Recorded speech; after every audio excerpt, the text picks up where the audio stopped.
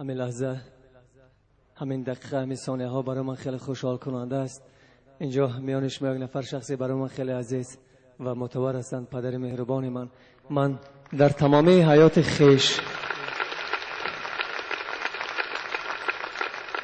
و اگر 30% در زندگی برای زنده ماندن، برای ایجاد کردن کوشش و تلاش کردم، 70% دیگر برای افتخار پدرم بود که شاید در یک کنج، در یک کنار نفری میگوید فلانی پدر من با افتخار میگوید که فرزند من است و من خیلی افسوس میخورم که امروز پدر من به یار آمدن، با حال دلافگار آمدن، ولی به هر صورت خوش آمدن، قدمشان بالای دیده.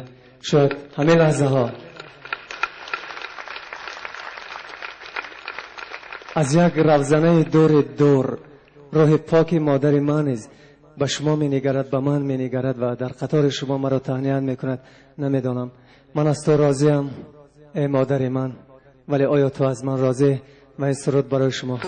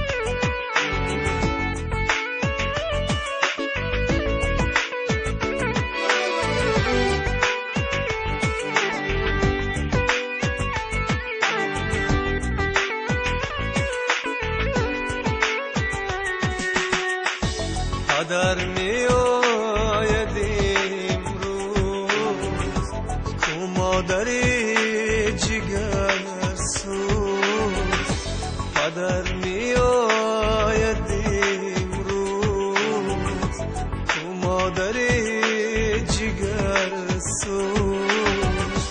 این چی قسمت، این چی تقدیر، زندگانی سرد و دلگیر.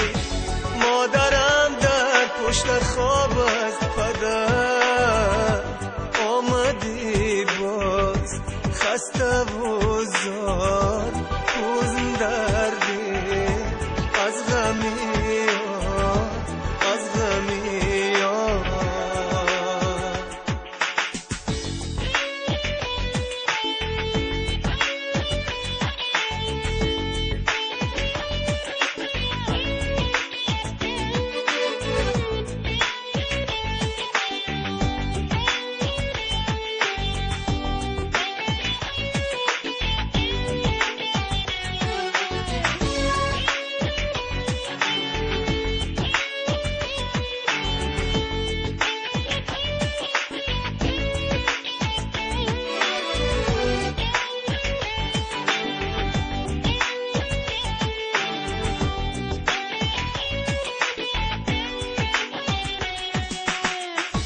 بالای دیده جایم من میمیرم برایم، بالاست از دنیا یک کف مرا دعایم.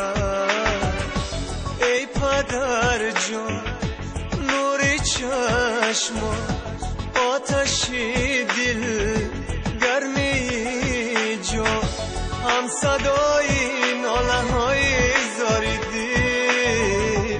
زنده باشی در دل من ای چراغ منزل من، منزل من.